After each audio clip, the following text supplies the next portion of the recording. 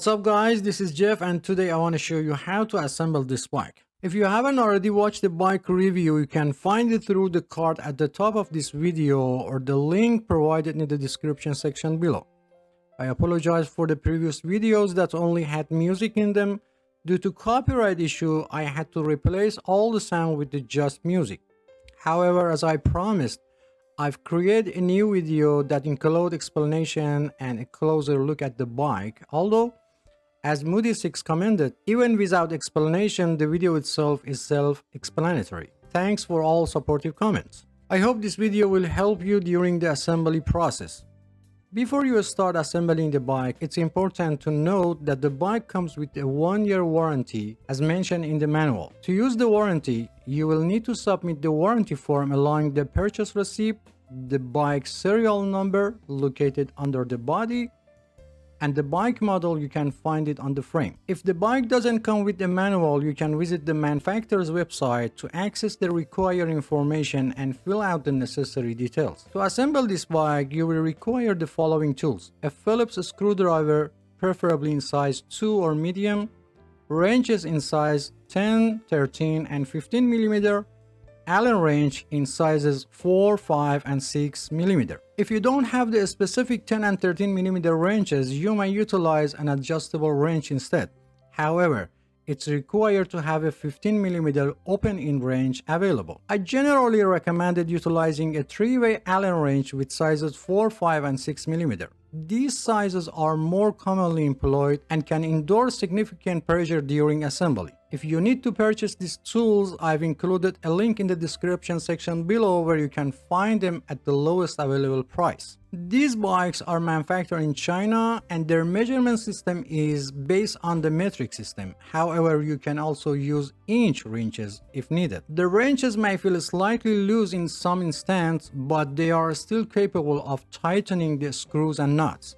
These are the size of inch wrenches that you can use. Some parts of this video are common to all bikes, and in order to be able to give you a complete explanation, I've used several bikes.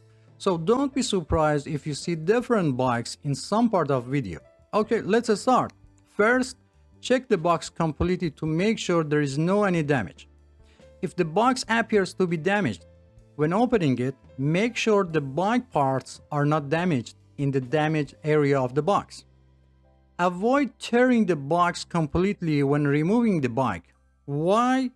The reason for keeping the box is that the bike may have been damaged during shipping and you plan to return it to the store and you will need the box for return process. Before returning the product, you can contact manufacturer customer service and ask him to send you a damaged part free of charge. Each store considers a return time policy for itself. For example, eBay or Amazon, you have 13 days to return the product. Make sure they get the part to you before this date, otherwise return the product. To open the box, use a 1/2 inch deep cutter or knife and start by cutting the top and side of the box. Even you cut through the middle of the top, as long as your cutter blade dip stays within 1/2 inch, it won't affect the bike.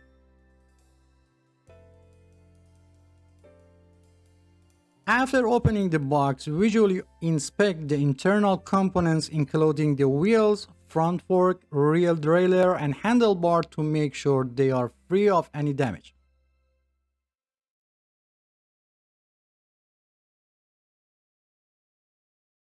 After making sure that the bike components are intact, you can take the bike out of the box and still avoid tearing the box. To safely remove the bike, it's recommended to bend your knees slightly and place the box vertically and start taking the bike out in a slow and controlled manner. Pay attention to your posture. Do not put in too much pressure on your back to avoid muscle cramp. After removing the bike from the box, do not forget to check the inside of the box completely and do not throw away until you finish assembling the bike. Many times it happened that a small screw or nut was still hidden inside the box, even under the flaps. For ease of assembly, remove all paper and plastic cover from the bike. However, be careful not to damage the paint on the body when removing them. as this may lead to rust over time. Also be sure to remove any remaining tape from the body as it will change the bike paint over time. In the comments of my previous video, some have asked why I don't use a bike assembly tripod.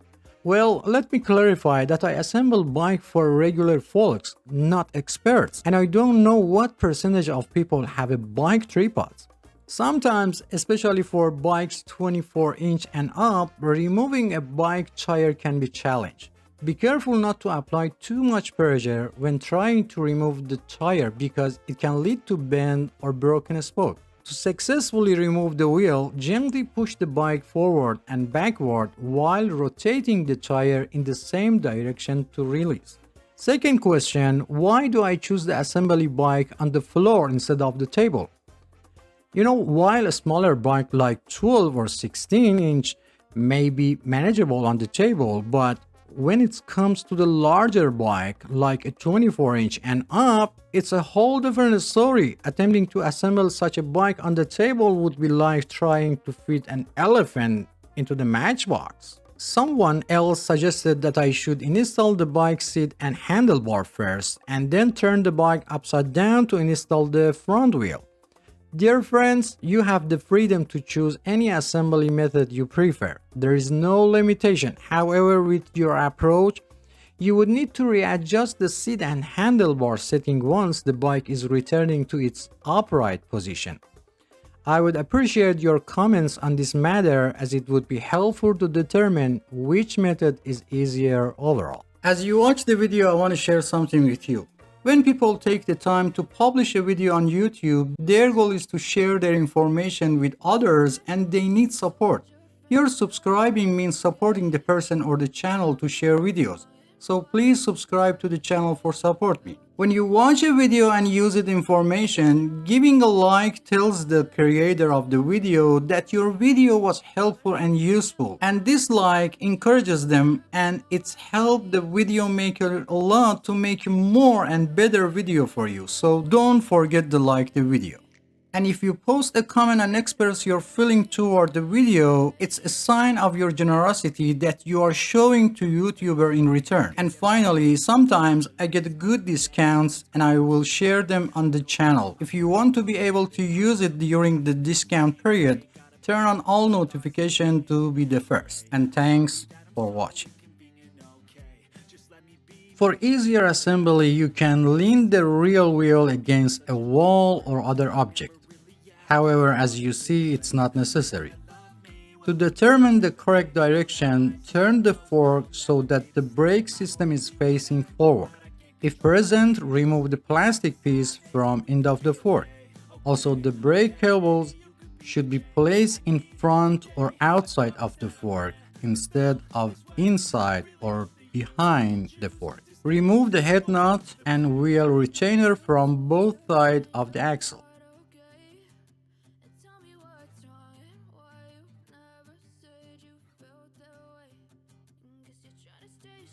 Check the tire and if available, find a direction of rotation of the tire. Remove the brake knob or brake noodle, or for caliper brakes or V-brakes, slightly loosen the brake wire anchor nut.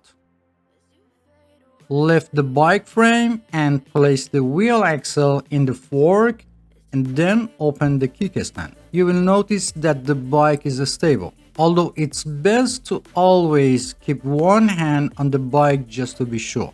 If the rim is warped or bent, I made a video on how to fix it and I've put the link in the description section below.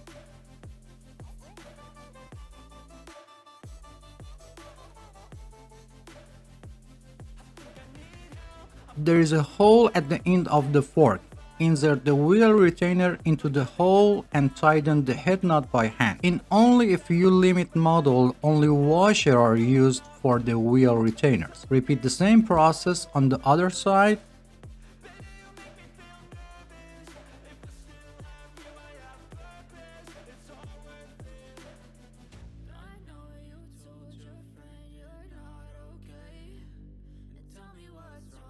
Now align the wheel in the center of the fork and slightly tighten the head nut on the one side.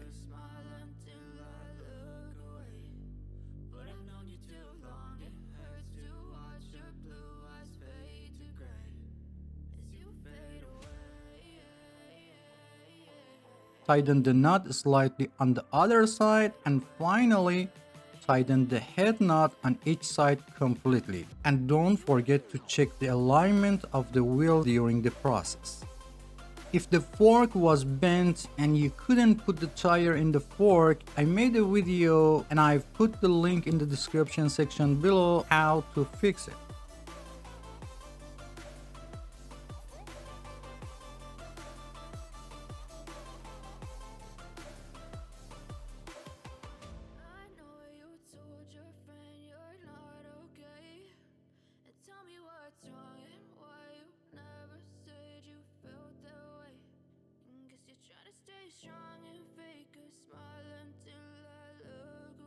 Adjusting gearboxes and understanding gear shifting condition is a comprehensive topic. I've included a link to further information in the description section below. Determine the correct direction of handlebar installation and make sure that the brake cable is not twisted and all cables are facing forward.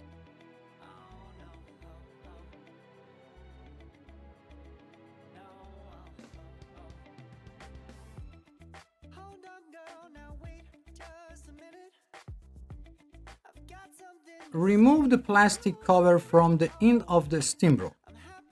If it's difficult to remove, unscrew the steam bolt and remove the plastic. Place your finger on the steam bolt and insert it into the head tube. If it doesn't fit, loosen the steam bolt a little and try it again.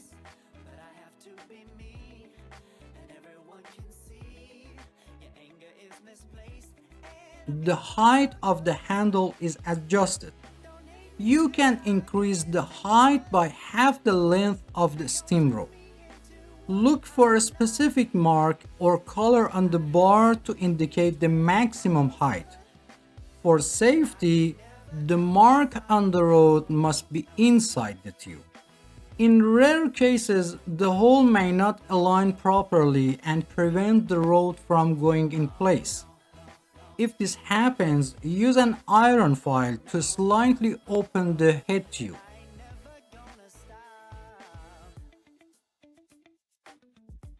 Loosen the screws holding the handlebar on the steam. Install the handlebar in the correct direction and in a center.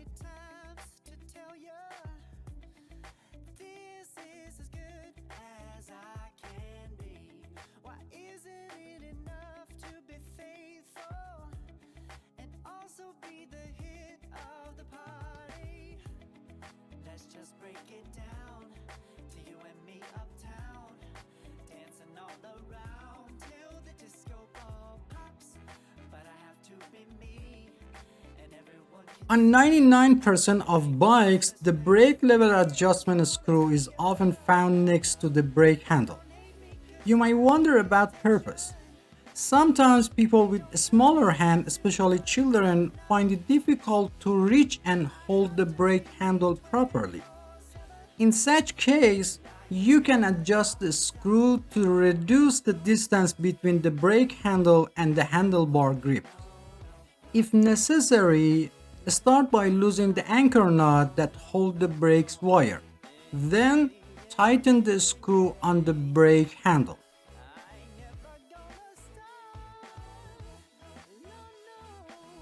As you do this, you will notice that the brake handle moves closer to the handlebar grip and reducing the distance between them. It's important to note that this adjustment doesn't affect the overall performance of the brake system, and you can always revert it back to its original state if desired. Align the tire with the handlebar and tighten the screw on the stem to secure the handlebar in place.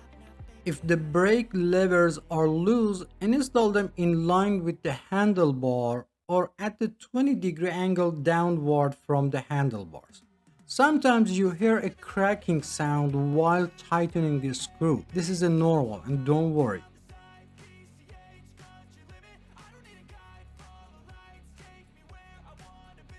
Close the adjusting barrel on brake handle completely and make sure that the groove of the adjusting barrel is not aligned with the groove of the brake handle.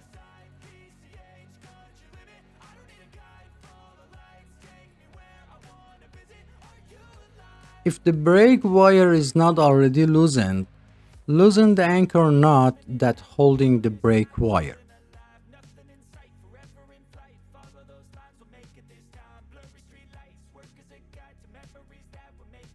Check that the brake pads are only in contact with the rim when braking. Press the brake arm and observe the position of the pads and adjust them if necessary.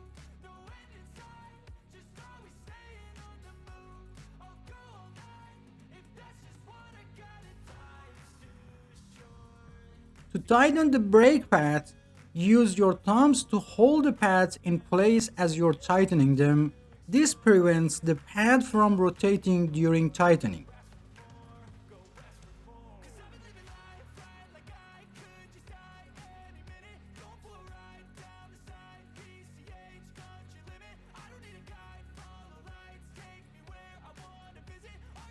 Put the brake knob or brake noodle in place. To adjust the tension of the brake cable, press both brake arms with 2 fingers and loosen the anchor knot. If loosened, never mind. Make sure the top and bottom brake cover are in place. Pull the brake cable and then tighten the brake anchor knot.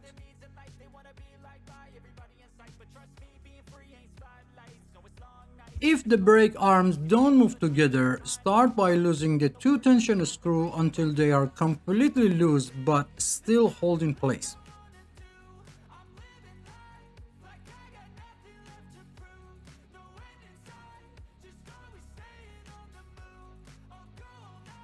Push back the arm that wasn't moving and tighten the tension screw until a little before the end. Hold and release the brake lever while losing the tension screw by half a turn.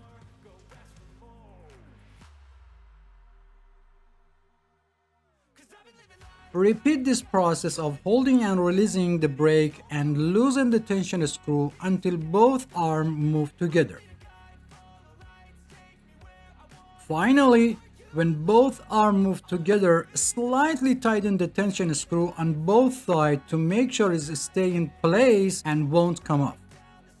Test the brake by moving the front wheel and pressing the brake lever to make sure the brakes are set correctly. If the rim is warped or bent, I made a video on how to fix it and I've put the link in the description section below. Ideally, the distance between the brake lever and a grip should not be less than half a full size.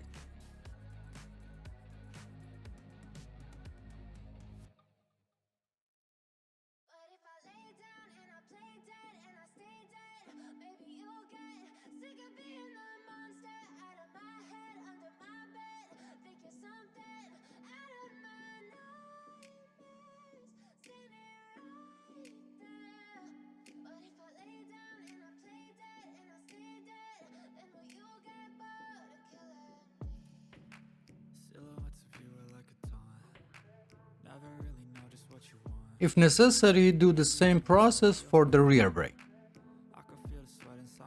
To install the pedals, find the right side of the pedal by checking the letters R or L labeled on the pedals.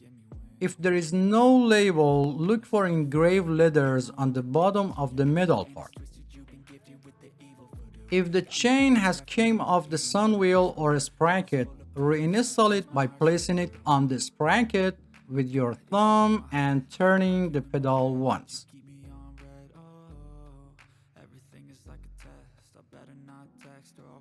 Install the pedal by hand only, without touching the threads and without using tools. Be careful to install the pedal vertically on the crank arm to avoid damage to the pedal and crank threads. For the left side, turn it counterclockwise, or easy way, turn it toward the front of the bike. After making sure the pedal is in the correct position, turn it a few times by hand, then while holding the real wheel, use a 15 mm wrench to tighten it. In rare cases when the pedal cannot be installed, first install the pedal on the other side. Sometimes the pedal may be labeled with the letter L, but both pedals are designed for the right side of the bike. If it's not installed on the opposite side, go back and install the pedal from the inside of the crank arm in the opposite direction to the rear of the bike. This is done when the pedal or crank thread is damaged, and reversing the installation direction will help rebuild the thread paths for proper installation. Also, if the pedal installed in this position, then you know you have selected the right pedal.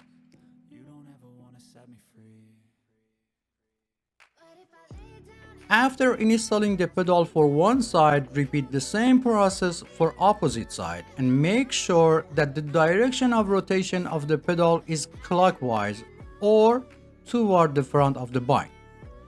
It doesn't matter if it's right or left, always install them toward the front of the bike. If your wrench gets stuck after tightening the pedal, to remove, push the wrench toward the outside of the crank arm and release it at the same time.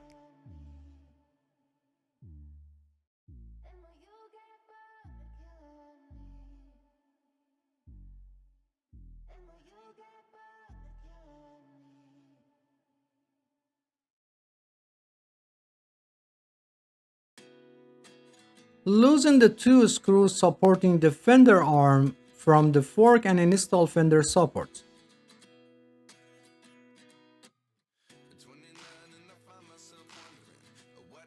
Then pull back the fender and tighten the screws. Adjust the fender level by pulling the fender support arm left and right as needed. If the rear fender is loose, push it up and tighten the bolt securely.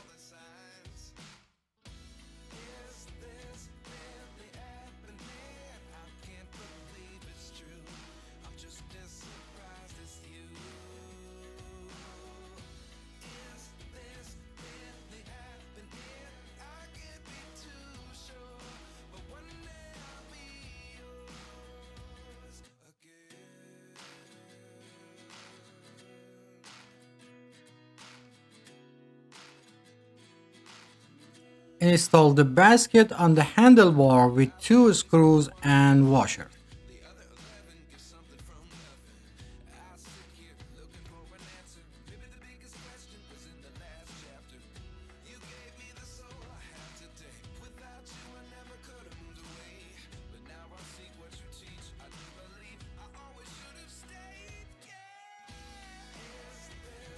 Remove the head nut and wheel retainer from both sides and install the basket support.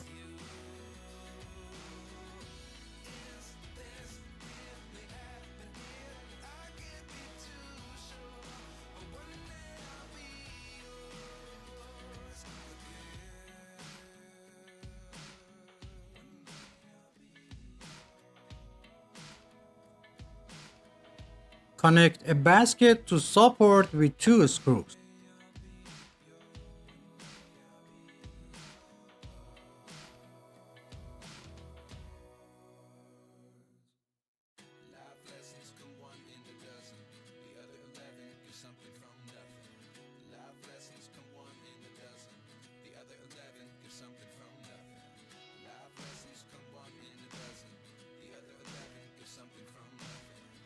Then adjust the basket and tighten the screw on the handlebar.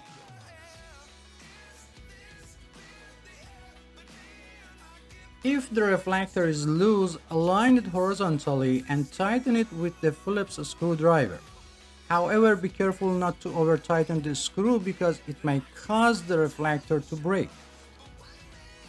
Remove the fender retaining bolt from the fork and place the fender.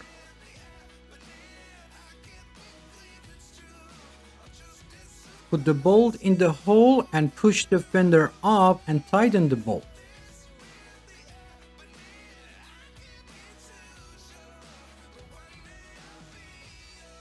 Loosen the two screws supporting the fender arm from the fork and install fender supports. Then pull back the fender and tighten the screws.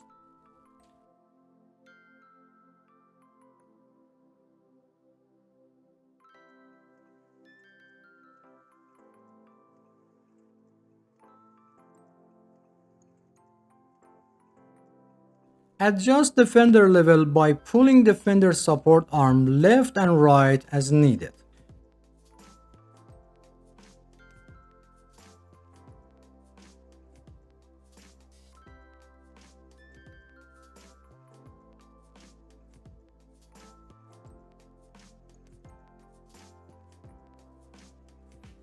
If necessary, loosen the two nuts holding the seat clamps and place the seat post in place and in a vertical position. Tighten the nuts on the both sides of the seat clamp from the left and right and make sure that the seat post doesn't move.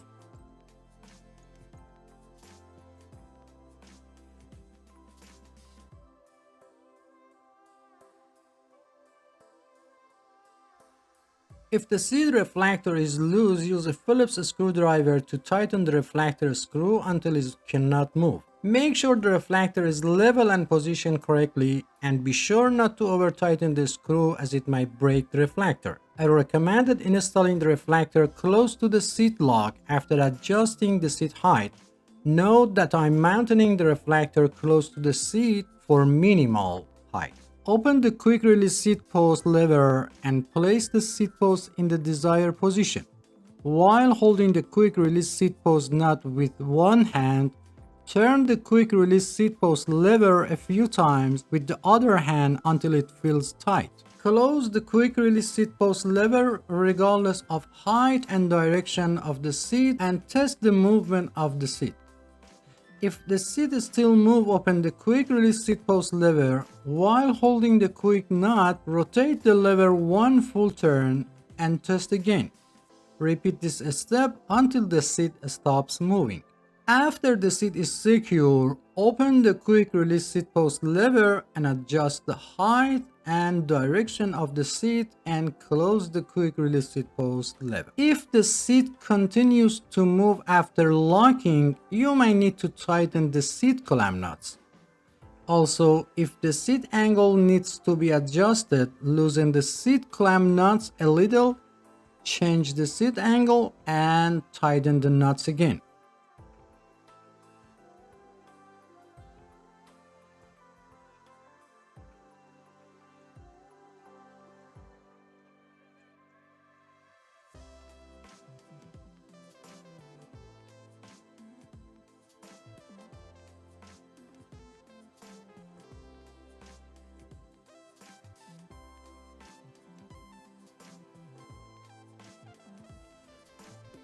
The height of the seat can be adjusted according to the two age group of people under 18 years old and people over 18 years old. It's important to keep in mind that the body continues to grow until about 18 to 25 of age and then growth slows down. For children under 14, it's recommended to buy a slightly larger bike to accommodate their future growth and choose the right size for people over 18 years old. It should be noted that the age alone is not a determining factor and body size and proportion are more important. Some people may be 10 years old but have the same body size as a 13 years old. For bikes with training wheels, it's enough for children's toes to touch the pedals and they can turn them. For bikes without training wheels, the seat height is considered appropriate if toes can touch the floor while sitting on the seat, or one foot should be firmly on the ground while the heel of the other foot is flat on the pedal, or one foot should be on the ground while the toes on the other foot are placed on the pedal and the foot is slightly bent. If for any reason the seat post falls into the seat tube, turn the bike upside down and gently tap the bike body to remove the seat post. Another solution to prevent the post from the falling inside the seat tube is to install the seat post alone first and then attach the seat. This eliminates the possibility of the seat post falling into the pipe during the installation. At the end, it's necessary to check the work done and make sure that all bolts and nuts are properly tightened. When inflating tires, some people inflate the tire to the amount of air indicated on the tire. However, it's important to note that the value displayed on the tire represents the maximum air pressure that the tire can withstand. For most bikes, the recommended air pressure is between 25 to 35 psi. In another way, after inflating to 20 psi, sit on the bike to check the tire pressure. If the tire is not fully inflated, increase the amount of the air. Remember, the weight of the cyclist determines the amount of the tire inflation. To inflate the tire, first remove the valve cap and then put the air pump head on it. Sometimes this is difficult because by pressing the tube valve, the valve goes inside. If the tire is slightly inflated, first deflate it completely. Press your thumb on the back of the valve and place the air pump head on it. Inflate the tire halfway and make sure the tire is still on the rim. If part of tire pops out, release some air pressure, put the pops out area back inside the rim and reinflate it again.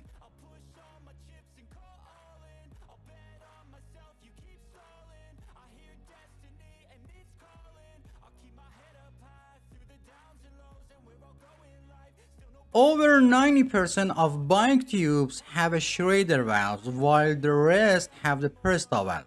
For Presta valve, you either need an air pump that supports this type of valve or you need a converter to conversion Presta valve to Schrader valves.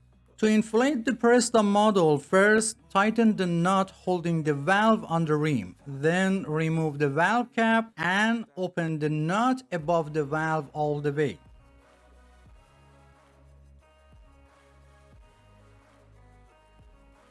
Install the converter on it and inflate it like Schrader valve.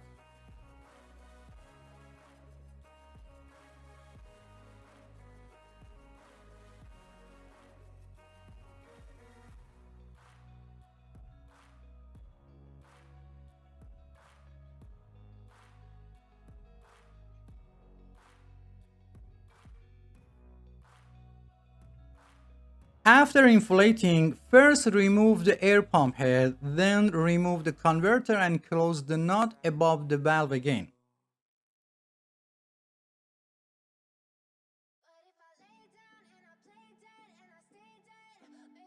And finally, put the cap on the valve.